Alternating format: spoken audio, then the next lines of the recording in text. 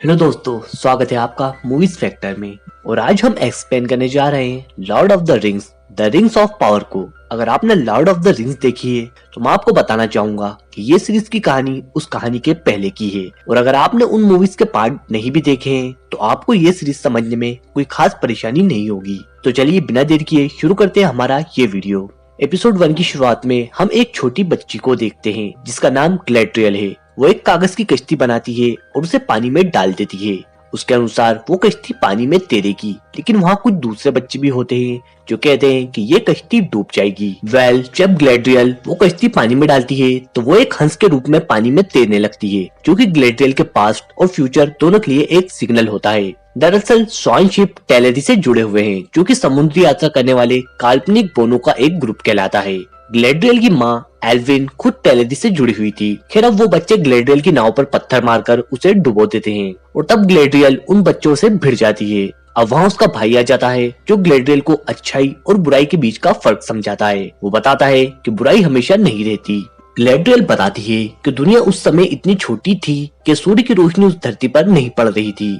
वो उन दो पेड़ों के बारे में बताती है जिनसे उन्हें रोशनी मिलती थी, जिसमें एक पेड़ सुनहरी रोशनी देता था जिसका नाम था टेल्पेरियन और दूसरा चांदी की चमक बिखेरता था और उसका नाम था लॉरेलिन। लेकिन उनकी वो रोशनी मोर्गोथ नाम के एक शैतान ने छीन ली और उन पेड़ों को तबाह कर दिया और पूरी दुनिया में अंधेरा फैला दिया। अब ये सभी एल्फ्स एकजुट हो गए हैं और उन्हें अपने होम टाउन वेलेरिन को भी छोड़ना पड़ा और वो एक ऐसी जगह पर आ गए जहाँ अजीबोगरीब राक्षस और जीवों का कब्जा था। यहाँ उनके खिलाफ एल्फ्स ने बहुत बड़ी जंग लड़ी जिसमें बहुत सी जानें गईं और उस जंग में ग्लैड्रियल का भाई भी मारा गया। उनकी बॉडी पर एक साइन बनाया गया था जिसके बारे में किसी को भी जानकारी नहीं थी। अब ग्लैड्रियल मोर्गोथ की आर्मी से लड़ने का फैसला करती है और सौरोन की तलाश में लग जाती है। दरअसल सौरोन मोर्गोथ का एक गुलाम है और उसने ही मिडिल अर्थ पर तबाही मचाई थी। अब ग्लैड्रियल सालों साल अपनी टीम के साथ सौरोन की तलाश करती है, लेकिन वो कहीं नहीं मिलता। इसलिए सबको लगता है कि सौरोन यहाँ से कहीं दूर चला गया है और अब उन्हें उनसे कोई खतरा नहीं है। लेकिन एक दिन वो अपनी टीम के साथ एक ऐसी जगह पहुंचती है जहां उन्हें वही साइन मिलते हैं जो एल्फ्स की बॉडी पर मिले थे।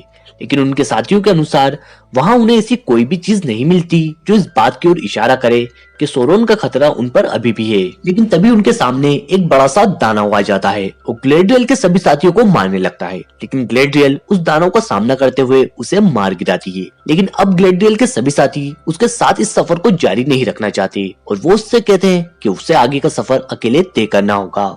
उसके बाद सीन शिफ्ट होता है रोवेनियन की ओर, जहां हम दो शिकारियों को देखते हैं और तभी उन्हें वहां किसी के होने का एहसास होता है जिसे वो हार्फून कहकर बुलाते हैं। और फिर उसके बाद हम देखते हैं हार्फून्स को जो जंगल में इंसानों से छुप कर रहा करते हैं। उसके बाद हम देखते हैं एक दंपत्ति को जो उनकी बेटी नूरी को ढूंढ रहे होते हैं, जो कि वहाँ के बच्चों के साथ जंगल में चले जाती है। वहाँ से आने के बाद वो उसकी माँ से बाहर की दुनिया के बारे में पूछती है, जहाँ उसकी माँ बताती है कि एल्फ्स उनको प्रोटेक्ट करते हैं। ड्रॉस के पास माइंस है और तीसरे हैं इंसान जो खेती करते हैं। लेकिन ये बात से नूरी कन्विंस नहीं होती। दरअसल वो पूरी दुनिया घूमना चाहती है। नेक्स्ट सीन में हम एल्रोड को देखते हैं जिसे ग्लैड्रियल के आने की खबर मिलती है और वो उससे मिलने दौड़ा चला जाता है। ग्लैड्रियल वहाँ के किंग से मिलने की बात करती है और कहती है कि वो उनसे और बड़ी सेना की सिफारिश करने वाली है। लेकिन एल्रोड कहता है कि उसे ऐसा नहीं करना चाहिए क्योंकि उसके अनुसार उनके राजा उससे बहुत नाराज हैं, लेकिन फिर भी वो उसका सम्मान करने वाले हैं। उसके बाद ग्लैड्रियल की पूरी टीम का सम्मान होता है और वहाँ के राजा उन्हें उनके राज्य भेजने के बारे में भी कहते हैं। ये उनके लिए बहुत ही गर्व की बात होती है। लेकिन ग्लैड्रियल कहती है कि वो राजा के ये ऑफर को ठुकरा देगी। एल्रोड उसे समझाता है कि उसे कुछ दिन वहाँ पर रहकर आराम करना चाहिए और अगर सौरोन की कोई खबर या उसके जिंदा होने का कोई भी सबूत उसे मिलता है तो वो खुद सौरोन को खत्म कर देगा। उसके बाद सीन शिफ्ट होता है इंसानों की एक बस्ती में और उन पर नजर रखने का काम एल्फ्स करते हैं।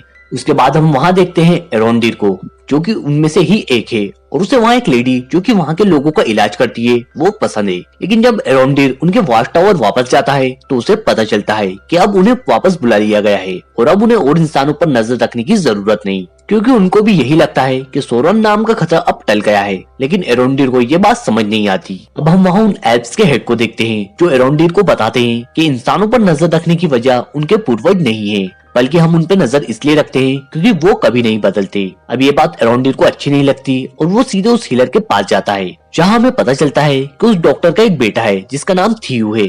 अब वहाँ एक शख्स उसकी गाय लेकर आता है और वो बताता है कि उसकी गाय को एक अजीब समस्या हो गई है। और फिर हम देखते हैं कि उस शख्स की गाय काले कलर का दूध दे रही है, या हम कह सकते हैं कि ब्लड लिक्विड निकाल रही है। वो शख्स बताता है कि उसकी गाय ईस्ट की तरफ चारा चरने गई थी, इसलिए अब एरोंडेर वहां जाने का फैसला करता है। लेकिन वो हीलर भी उसके साथ चलने की जिद करती है और फिर ये दोनों इस बात की सच्चाई का पता लगाने निकल पड़ते हैं। वहीं हम देखते हैं थियू को, जो अपने दोस्त के साथ एक जगह जाता है जहाँ उन्हें एक तलवार मिलती है जो थियू ने ही वहाँ पर छुपा रखी थी। और उस तलवार पर सोरोन का निशान होता है जो थोड़ी देर के लिए चमक उठता है, जिसकी रोशनी हम थियो की आंखों में भी देखते हैं। वहीं नेक्स्ट सीन में हम ग्लेडियल को उनके होम टाउन जाते हुए देखते हैं। अब इन सब से एरनॉड बहुत परेशान है। उसके किंग उसे समझाते हैं कि उसने ये जो कुछ भी किया है सबकी भलाई के लिए ही किया है, क्योंकि ग्लेडियल अभी भी सोरोन के पीछे लगी हुई है, जिससे कि मिडिल अर्थ पर फिर तबाही मच सकती है। अब किंग एरनॉड को एक नया काम सौंपते हैं, जिसे समझाने के लिए किंग एक शख्स को बुलाते हैं जिसका नाम कैलेब ब्रिम्बोर होता है। नेक्स्ट सीन में हम एरोंडेर और ब्राउनवेन को देखते हैं।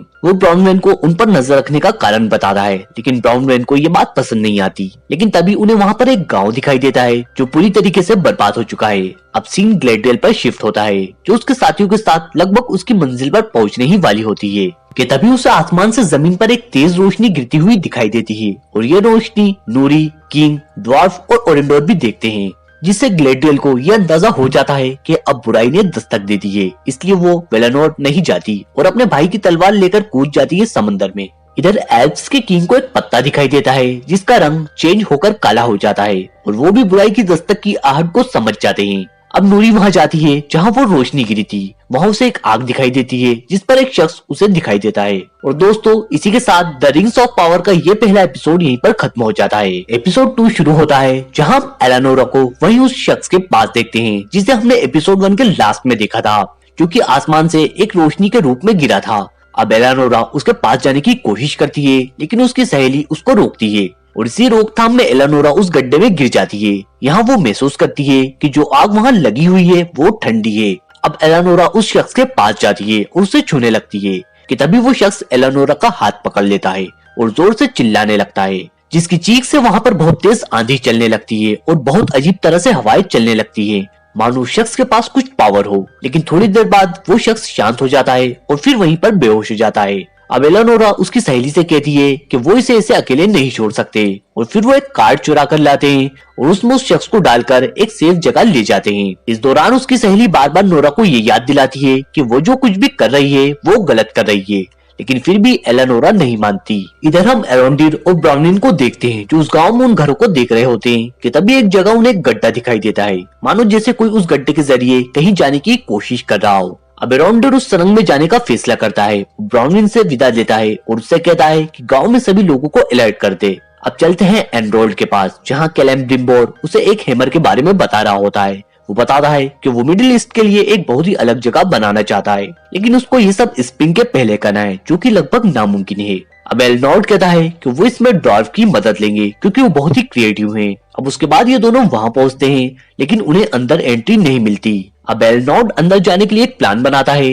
वो वहाँ के लोगों को एक शक्ति परीक्षण के लिए चुनौती देता है, जिसके चलते उसे अंदर एंट्री मिलती है और अंदर वो देखता है कि इन ड्वार्फ ने अपनी अलग ही दुनिया बना रखी है। वहाँ वो खेती भी करते हैं और बाहर से आ रही रोशनी को रिफ्लेक्ट करके उसका बहुत अच्छे से उपयोग भी कर रहे हैं। अंदर बहुत ही खूबसूरत झरने भी बह रहे हैं। अब एलनॉर्ड से मिलता है वहाँ के किंग का बेटा ड्यूरिन द फोर्थ, क्योंकि एलनॉर्ड ने उन्हें चुनौती दी थी, इसलिए अब ड्यूरिन उनके सामने एक शर्त रखता है। वो कहता है कि अगर एलनॉर्ड आज कंपटीशन में जीत जाएगा तो वो जो कहेगा उसे मान लिया जाएगा, लेकिन अगर वो हार जाता है तो उसे ड्वार्फ की जमीन से निष्कासित कर दिया जाएगा। मतलब ये कि उसके बाद वो कभी भी उनकी सरहद में नहीं आ सकता। और फिर उनके बीच पत्थर तोड़ने का मुकाबला होता है, जहां ड्यूरिन और एनरोल्ड दोनों कई पत्थर तोड़ते हैं, लेकिन लास्ट में एनरोल्ड थक जाता है और हार मान लेता है। उसके बाद ड्यूरिन उससे जाने को कहता है। अब एनरोल्ड कहता है कि उसे बाहर गेट तक छोड़ने कोई नहीं आएगा क्या, और तब ड्यूरिन उसे छोड़ने आता है, जहाँ वो एक लिफ्ट में होते हैं और अब उनके पास कुछ समय होता है बात करने का। अब यहाँ इनकी बातों से हमें ये पता चलता है कि ये दोनों बहुत पुराने दोस्त हैं और ड्यूरिन इसलिए एनरोल्ड से नाराज है कि वो उससे 20 सालों से मिला नहीं है, यहाँ तक कि वो उसकी शादी में भी नहीं आया था और न ही उसके बच्चों के जन्मदिन पर। इस लंबे समय में ड्यूरिन अपनी जिंदगी का एक बहुत बड़ा हिस्सा जी चुका था, लेकिन क्योंकि एनरोल्ड एल्फ है इसलिए उसकी उम्र पर वक्त का कोई असर नहीं होता। अब एनरोल्ड ड्यूरिन से उसे उसकी वाइफ से मिलवाने को कहता है और ड्यूरिन उसे अपने वाइफ से मिलवाता है। जहाँ उसकी वाइफ एंड्रॉइड को खाने के लिए रोक लेती है। अब यहाँ ड्यूरिन एंड्रॉइड से उसके राज्य के प्रस्ताव के बारे में पूछता है और एंड्रॉइड उसे वो प्रस्ताव बता देता है, लेकिन हमें वो प्रस्ताव फिलहाल अभी नहीं बताया जाता। अब ड्यूरिन अपने पिता ड्यूरिन थर्ड को प्रस्ताव बताता है, लेकिन उनको एंड्रॉइड पर भरोसा नहीं होता क्योंकि वो एक एल्फ है। ड्यूरिन उसके पिता को बताता है कि एंड्रॉइड दूसरे एल्फ जैसा नहीं है और हम उस पर भरोसा कर सकते हैं। अब हमें पता चलता है कि ड्वार्फ के पास एक संदूक है और उसमें कोई बहुत ही कीमती चीज है जो फिलहाल हमें नहीं बताई जाती। अब सीन शिफ्ट होता है एलानोरा पर, जहाँ वो उसी शख्स से मिलने जाती है जिसको रात में उन्होंने छुपाया था। वो शख्स एलानोरा को देखकर बहुत तेज चिल्लाता है, जिससे वहाँ सभी पेड़ झुक जाते हैं और बहुत तेज आंधी चलने लगती है। लेकिन एलानोरा उसे शांत करती है और कहती है कि वो उसकी दोस्त है। वो शख्स वहाँ सितारों की ओर इशारा करके कुछ बताने की कोशिश करता है, जिसे ना तो एलानोरा समझ पाती है और ना ही हम। एलानोरा उसे वहाँ कुछ खाने को भी देती है, लेकिन तभी उसकी सहेली एलानोरा को वहाँ से ले जाती है क्योंकि काम के दौरान उसके पिता का एक छोटा सा एक्सीडेंट हो जाता है जिसमें उनका एक पैर जख्मी हो जाता है। अब जब वो वहाँ आती है तो बहुत दुखी होती है क्योंकि जब उसके पिता को चोट लगी थी तो वो वहाँ उनकी मदद के लिए नहीं थी।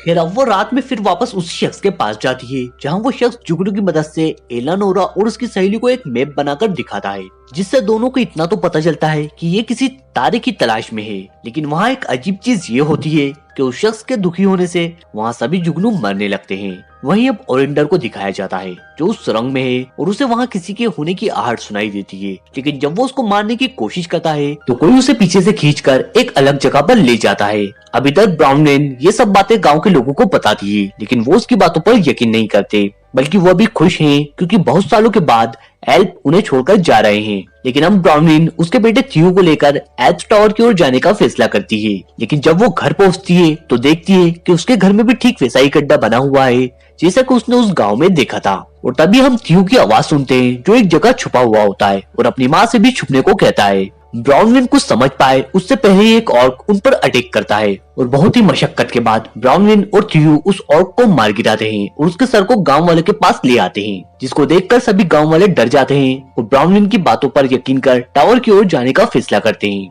अब लेकिन जब वो वहाँ से निकल ही रहे होते हैं कि तभी थियो अपने साथ वो चीज ले आता है जो वो लेकर आया था, जो कि वही तलवार थी। अब जख्मी होने के कारण उस तलवार पर उसका खून लग जाता है और वो तलवार चमकने लगती है मानो उसमें कोई शैतानी ताकत हो। लेकिन तभी उसकी माँ उसे आवाज लगाती है जिससे थियो वो तलवार छुपा लेता है और बाहर आ जाता है। अब हम बात करते हैं ग्लेडियल की। वो समुद्र में तैरते हुए एक बोट के पास पहुंचती है जिस पर कुछ लोग सवार होते हैं, जहाँ वो लोग उसकी मदद नहीं करते और उसको बोट पर नहीं चढ़ने देते। लेकिन एक औरत ग्लेडियल को बोट पर आने देती है। अब ग्लेडियल को पता चलता है कि उनकी बोट तबाह हो चुकी है और वो बहुत दिनों से इस समुद्र में खुद को बचा रहे हैं, जहाँ उनका सामना एक समुद्री दानव से भी हो चुका है। लेकिन जब उन्हें पता चलता है कि ग्लेडियल एक एल्फ है तो वो उसे नाव से धक्का दे देते हैं क्योंकि वो समुद्री दानव उनकी ओर आ रहा होता है और उन सबको ऐसा लगता है कि ग्लेडियल ही उस समुद्री दानव को उनकी ओर लाई है। लेकिन वो दानव उन सभी लोगों को मार देता है, जिसमें एक शख्स सरवाइव कर जाता है जिसका नाम हेल्ब्रांड होता है। वो ग्लेडियल को ऊपर खींचता है और उसे बताता है कि कैसे ऑर्क ने उनके गांव को तबाह कर दिया है। अब ग्लेडियल उससे और पूछताछ करती है, लेकिन हेल्ब्रांड कहता है कि उन सबसे तुम्हारा कोई वास्ता नहीं है। तब ग्लेडियल कहती है कि वो सालों से उन्हें ढूंढ रही है और उन्होंने उसके कई लोगों की जान ले ली है। हम हेल्ब्रांड के गले में एक लॉकेट देखते हैं जिस पर एक साइन बना होता है। अब ये दोनों एक तूफान में फंस जाते हैं जहाँ एक तेज बिजली के झटके से ग्लेडियल पानी में गिर जाती है और फिर वो शख्स पानी में कूद जाता है और ग्लेडियल की तलवार की मदद से उसकी रस्सी काट देता है और ग्लेडियल को ऊपर ले आता है और दोनों ऊपर आकर बेहोश हो जाते हैं। अगली सुबह जब ग्लेडियल की आंख खुलती है तो उसके सामने एक बहुत बड़ा शिप देखती है और साथ ही उस शिप पर एक शख्स खड़ा होता है। और दोस्तों इसी के साथ ये एपिसोड यहीं पर एंड हो जाता है। तो दोस्तों वीडियो अगर आपको पसंद आया हो तो उसे लाइक और चैनल को सब्सक्राइब जरूर करिएगा। Thanks for watching this video.